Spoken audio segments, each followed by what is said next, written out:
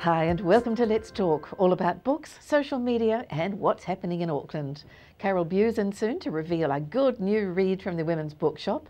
I'll be on about my word of the week, which is trolling. This week's guest author is John Shackleton, whose professional speaking career is all about his belief in getting the most out of life. But first, let's meet Jules Older, a writer from San Francisco who also happens to love Auckland and has produced a very smart app to tell the world what's going on here. Hi Jules, welcome to Let's Talk. It's great to have you here. Thank you so much. Now you've got quite a long history in New Zealand, haven't you? Explain. Yes, I came in 1972 to direct what was then the new behavioral science program at the medical school in Otago. Intended to stay for a year, stayed 14. We all became New Zealand citizens. We now have 3 generations of dual citizens, wow. American and New Zealand. We, Effin Older, my wife, was on television in New Zealand as the presenter of The Renovators, and of course you can do it. One of the first TV reality shows, probably. Yes, That's and right. they're still going. Yes. That's right. And her co-presenter was one Dave Cull, who's now the mayor of Dunedin. Of course. Left after 14 years to become writers. You foolish people, you. Oh, it was financially way foolish, and in every other way, way great. Yeah. It was just great. And we moved to a little tiny farmhouse in Vermont and wrote and wrote and wrote. And the first sale that I made was a $5 story to Radio New Zealand about a swimming race, a long distance swimming race in which a New Zealander was entered. Okay. Guy from Wellington. And now my last job is working for Radio New Zealand on the Jim Morris Show. Well, that's terrific. Now I see on your website, which is julesolder.com, is it not? Have I got that right? Yes. That you say, Jules and Effin travel the world writing and shooting stories. It sounds like a dream life. The truth is, it is. It's, if you're looking for money or a good retirement plan, not. Other than that, absolutely is. And people say, oh, it seems so romantic. It is so romantic. We go all over the world and have a wonderful time. In fact, they really encourage us to have a wonderful time. And are you writing for magazines or newspapers mainly? Or? Well, I have been writing for magazines and newspapers when there were magazines and newspapers, and they are folding under me with great rapidity. Yeah. I still write about skiing for the San Francisco Chronicle, and I now blog for an outfit in Tennessee, and it's increasingly hard to find anything on paper that actually commissions a story. It is such a fast-changing world, isn't Absolutely. it? Yeah. Now, one of the evidences of that fast-changing world is that you have an app about Auckland. Yes, we have 2 apps. The first one was about San Francisco, and it's called San Francisco Restaurants. Because you divide your life now between San Francisco and Auckland, I gather. We do. Probably 2/3 to 3/4 in San Francisco. Yeah. We remarkably come out here every winter to enjoy the rain and catch the colds. But that's the way our schedules work. San Francisco Restaurants is designed in a slightly quirky way to take people to the visitors to the restaurants where San Franciscans like us eat, not to the tourist traps. Okay, and have you done the same thing with your Auckland one? It's much quirkier. Because when we started, we had a meeting with Auckland Tourism, which keeps changing its name from Tourism Auckland to Auckland Tourism and back. For reasons known only to itself, yes. Mysteries of the South, yeah. And realized that they had this brilliant app about Auckland that was pretty much what we intended to do, and theirs was free, and ours could not be. So we decided to do what we really wanted to, which was make a very personal, honest, and quirky. So that's what we've done. And so it's called Auckland Insider? And, yes, and is it for Insider. iPhones or Androids or? Everything. Okay. Yes. And it's not expensive though, is it? No, both of them are US price $2.99. As everything seems to have to be online these days. Yes. That's another mystery, how much you charge and don't charge and give it away. But how do you even begin to build an app or to create an app? Is there an app creation course that one can do anywhere? Yeah, there's 2 ways to do it. 3 ways. You're a genius and you can do your own code not in the question. You can hire someone, either in New Zealand or Vermont or India, to do it for you, usually at a considerable price, which in my experience, you will never get back. Or you can work with an outfit as we do. And ours is called Sutro Media. Sutro is a big name in San Francisco. And it's two young, very smart engineers and a very smart travel writer, editor person. And instead of us paying them, they pay us every time someone downloads the app. Apple gets a cut, Sutro gets a cut, and we get a cut. And you must have to keep on updating it all the time, because everything changes all the time, doesn't it? Yeah. We're updating the Auckland app now, San Francisco, just before we left for Auckland, yes. So in coming back to Auckland frequently, are you noticing that there are more things to do, good places to eat? Are we doing better than we used to be as a visitor destination? Yeah, but let me expand that. Because really the app is a prism. It's New Zealand using Auckland as a prism for it. So the big answer to it is, this is a way better country than when we lived here. And it was a good country then. Mm-hmm. It's in a different league now. Wow. Yeah. And that applies absolutely to Auckland. Mm-hmm. For instance, yesterday we were at Elliott's Stables. Really cool place. It's great, isn't it? Yes. Yeah. Brilliant idea. Find an alley in the middle of downtown, cover it over with a plexiglass lid, and open these tiny restaurants. And I thought it was wonderful. And apart from that, of course, you're a book writer as well, and online now people can buy Death by Tartare, it depends on how you pronounce it, Sauce, which sounds fun. Sounds great compilation of travel adventures. Yeah, it sounds like a mystery. It's actually, as you say, it's my funniest travel experiences, including one that's just been reprinted on a great website for traveling families called Trekkaroo. It's called Nightmare at the Opera. It's when we took our young daughters to Sydney Opera and saw something that made them scream and laugh and cry out until they virtually kicked us out of the theater. I shouldn't have done it. It was entirely my fault. They were too young and way too loud. Oh, I'd love about half an hour to talk to you about sort of e-commerce and e-books online and things, but briefly, obviously we can't go back to the way things were where everything was printed on paper. Where are we on the continuum now with learning how to publish well online and for writers to sort of make a go of it financially? Two really different questions. And the first one is it's very easy to publish online. I use an outfit called Book Baby, and there are others. And I pay them either $100 or $200, and I have a book available to anyone with a computer and internet contact. The second one is it's really, really hard to make a living. Very close to impossible, I think. And they always show you these people. She's only 23 years old and she's made $1 million. Yes. It's always the same 4 people. It's always the same 4. And I'm not one of them. And they tend to be writing sort of romance or hot sex or vampires. Vampires, yes. Yeah, that's it. My vampire knowledge is really, really seriously limited. Yeah. And interest. Yeah, and there are just 1 million books out there on Amazon, aren't there? And so more than 1 million. How do you get up to the top of the listings is the problem. Right, and I work very hard at it, and I have not cracked that code. And what I was talking about on the Jim Morris show yesterday was the theory printed in The Guardian that the problem isn't with us writers, the problem is that the whole thing is a Ponzi scheme that will collapse on itself, says The Guardian, in 18 months. Oh, interesting. If they're right, we're doomed. Because there's no going back for writers either. Yes. I was editor of 2 ski magazines, both folded. Yeah. I've written for half a dozen or more in-flight magazines. Most of the airlines have folded. Yes. So.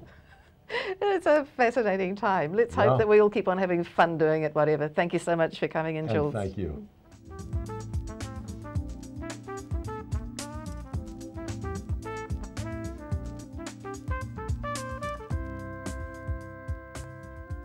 In olden times, a troll was an ugly monster who lurked under bridges ready to grab passers-by. Today, trolls hide out in cyberspace, ready to make people miserable online by posting inflammatory and hurtful messages. Trolling got talked about a lot last week when Charlotte Dawson was targeted on Twitter. Put the word troll into Google and the entire first page is dedicated to definitions of online trolling, with not a single mention of any fairy tale creature. Internet meanness apparently goes back a long way. The first instances were recorded 20 years ago, when computer geeks delighted in embarrassing new web surfers who were easily bamboozled. Of course, trolling is also a way to catch trout, and 40 years ago, American pilots in Vietnam used to talk about trolling for the enemy. There's no end of ways, for us to let out our inner predator. John Shackleton is a professional speaker who makes his living talking to audiences about self-belief and success. It's all inspiring stuff. And he's pretty inspiring himself in the way he pushes himself to keep fit, eat well and live well. Of course, best plans can sometimes unravel and we can all trip up in life. But the importance of failing is part of his philosophy too, as you'll discover. Hello, John. Welcome to Let's Talk. It's great to have you here. Thank you. Now, this book of yours, Life is for Living, How to Get the Most Out of Life at Any Age. Now, it seems to me that at any age is kind of the kicker here, isn't it? Because when we see photographs of people getting fit and going to the gym or whatever, they're always of the slender, young and taut variety, aren't they? Not old and baggy like me. But it makes it difficult for older people or out of shape people to front up to a personal trainer or a gym in the first place, isn't it? And think, well, actually, I'd quite like to come, but then you feel stupid standing behind the desk. And how do we get over that lack of self-belief, I guess, in people, that they too can get better and fitter? Yeah, I think it's actually the whole reason why I wrote the book is because I got comments for years from people saying, well, it's all right for you, John, but you know, I'm getting a bit old now, so I need to settle down and slow down a bit, which is complete rubbish, stupid thing to do. How do we get over it? You're totally right. It's about self-belief. It's about believing in yourself. But the thing, you're not just going to be able to switch self-belief on. You've basically got to overcome it with motivation. And just a wonderful story with that. My father retired at 60. By the time he was 62, he'd had 2 heart attacks. And after the second heart attack, his doctor said to him, if you don't change your lifestyle, you'll be dead in 6 months. He used those exact words. And my father straight away changed his lifestyle, took up exercise, quit smoking, changed his diet.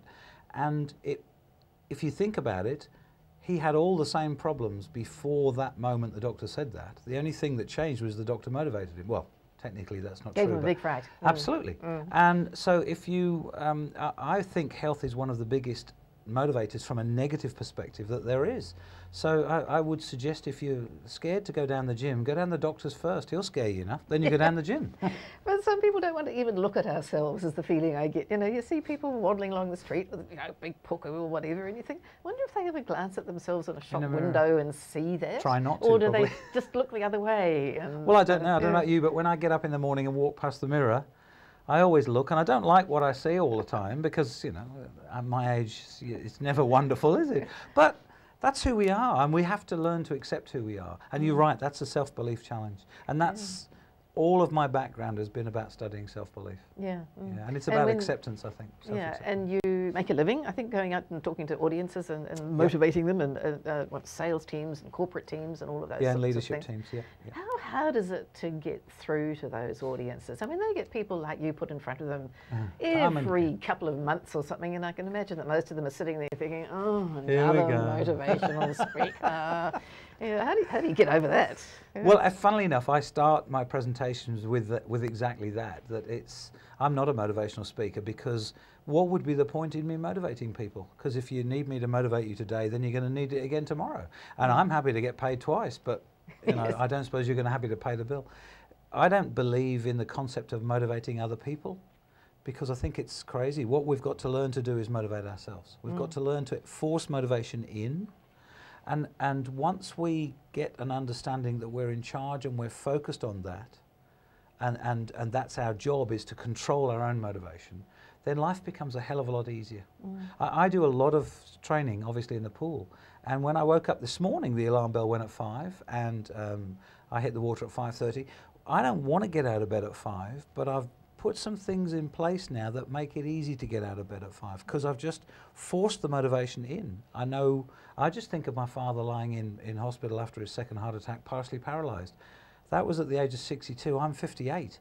4 years between us in terms of age. That motivates me to get out of bed. Oh, yes. Yeah.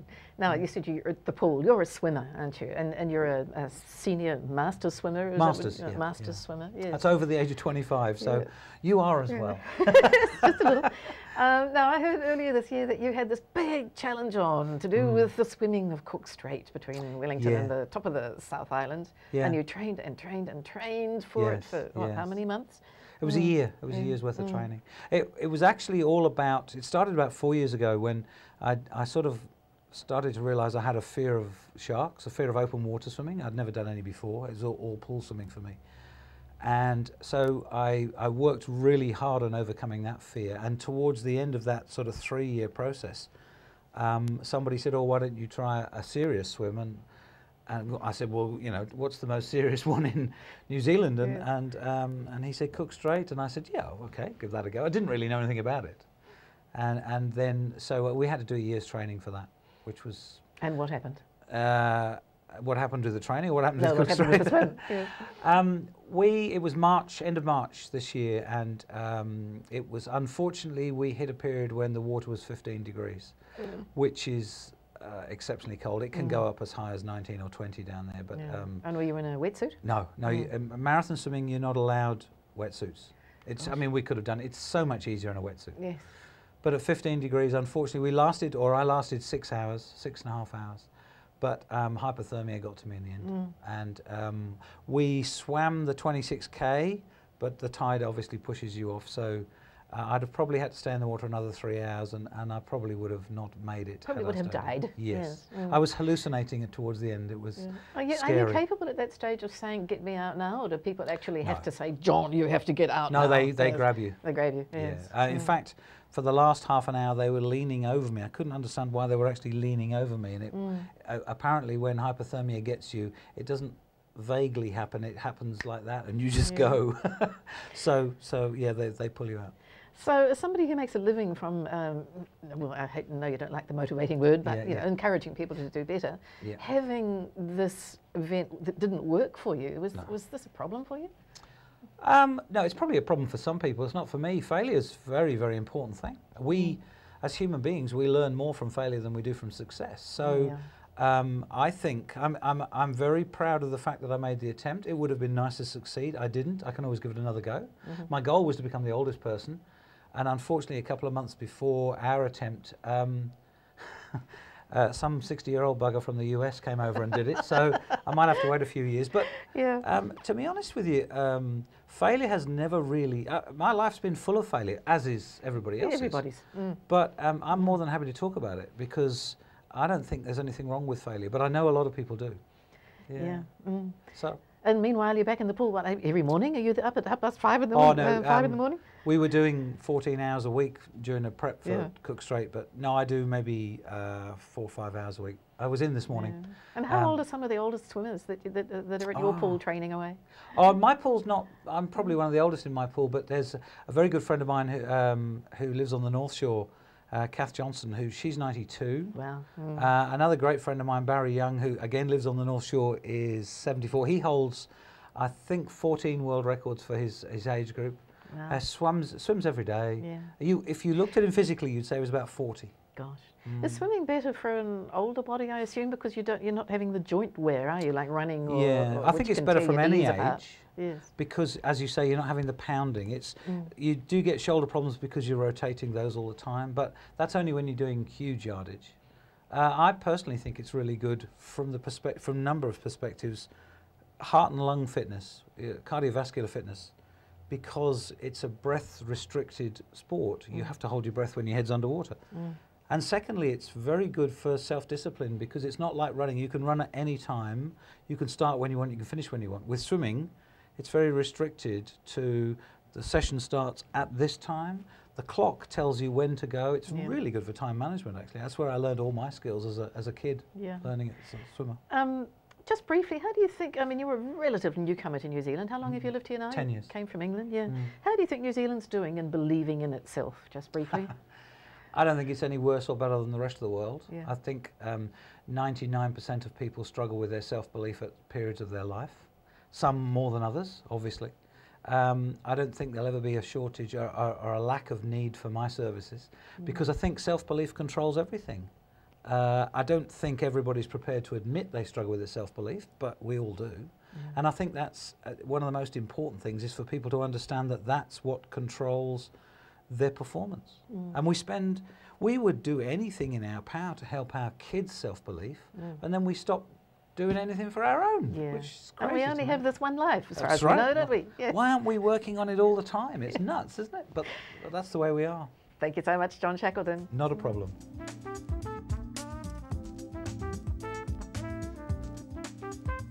It seems the world's biggest charmer isn't human, but feline, a cat called Henri.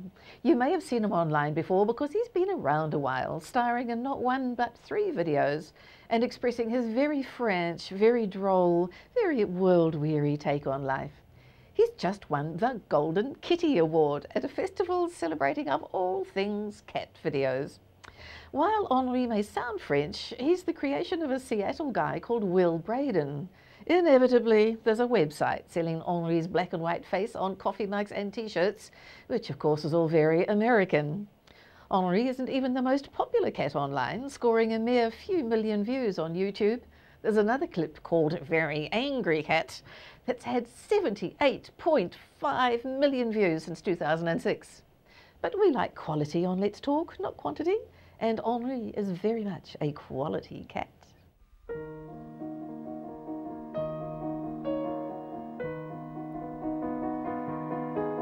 Eh bien, je suis toujours ici. Je garde mon manteau peu levé froid comme une robe d'état. Il nécessite une certaine maintenance délicate. Je suis libre du lit, mais je reste. Les 15 heures par jour, je donne en aucune fête. Je me réveille à la nuit même. Immortalisé sur l'amour, oublié sur le plancher. Comme me structure par ici, il devenait furieux, pourtant je ne sens rien. Et partant de délicieuses collections, ou juste où de porter, il me nageur sans pitié. Moi seul, sentant se tomber. Le blanc qui me baissait ses toits sous sachet à la mendicité pour les cheeseburgers. Je suis enterré pour des idiots. Attention au chat. Pas si j'aimais l'éléphant. Encore, j'ai appris quelques petites choses. La crème fouettée dans la salle de bain n'est pas la crème fouettée. Nous ne pouvons pas nous échapper. Parfois, la porte du chat est fermée. Carole Beu is here from the Women's Bookshop on Ponsonby Road. Thanks for coming again, Carole, with another great read. Yes, Ian McEwan's newest book, Sweet Tooth. And it's getting fascinating reviews at the moment. I loved it. And initially I thought... And you don't say that very often, do you? It doesn't normally come out of you initially to say, I loved it. You must have loved it. Yeah. The ending is extraordinary. I've just actually read a review where a man said he loved the book and all the literary references, but found the ending contrived. I found the ending totally brilliant. He got me. I mean, I actually think the ending is the whole point of the book. It's totally clever and brilliant. And I fell asleep very late one night, having finished this book, grinning from ear to ear. In fact, I was cackling. And that's so unusual, isn't it? Yeah. It was wonderful. She is sort of set in the 70s, sort of the end of the Cold War, still with a little bit of stuff going on, interestingly, with writers and artists. And the suggestion that Ian McEwan's making that, in fact, MI5 was funding writers to write the right sort of thing. So Serena in the 70s is a Cambridge maths graduate who actually has a great passion for literature and wishes she'd done an English degree. So she reads fiction avidly, and she is sent to, in her job for MI5, to draw in this writer, a new young writer, a male writer, who has had some very good short stories published, which I suspect are rather like because you get snippets of them, rather like the early writing by Ian McEwan in the 1970s. Right. And he's going to publish a great novel and so on. And of course Serena falls for his writing, but also falls for him. And always a mistake in the spy game. Absolutely. Don't trust anybody. But she doesn't reveal to him who she is. And it gets, as she gets more and more involved with him, she realises she can't tell him who she is because it's going to ruin the relationship and she doesn't want to lose the relationship. So there's that tension all the way through, but I kept sort of wanting more and thinking, what's going on here? And I gradually understood a lot of it's about fiction. It's about reading fiction and writing fiction, and he has wonderful digs at the newfangled Booker Prize, and also there's all sorts of fascinating literary references. And you finally get to the last chapter, and I cannot tell you what happens because I would ruin it, but you suddenly realise what's been going on all the way through. And it is so clever. And I said out loud, well, Ian, you got me. You got me. Fabulous. And I chuckled and chuckled at the end. It is so clever. And wonderfully evocative of that era, no doubt, Absolutely. when England was, quite a happening place, wasn't it? It was, Yes. and I mean, there were the troubles in Ireland going on, and there's, enormous political unrest, so it's quite political. And but there's also real personal elements going in, so that you've got MI5 and MI6 competing with each other, and the sort fascinating of stuff. the feeling that there might be someone in the next room that you can't trust. Sweet tooth sounds sweet enough for me. Thank you so much, Carole. Thank you.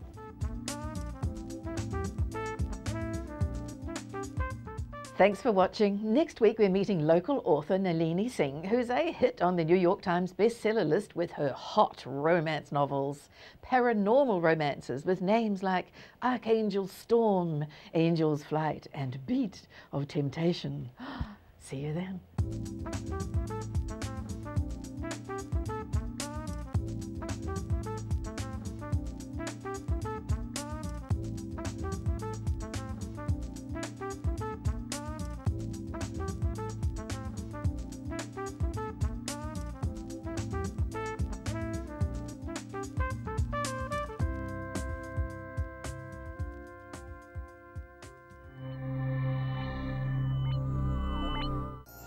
Supporting local content so you can see more of New Zealand on air.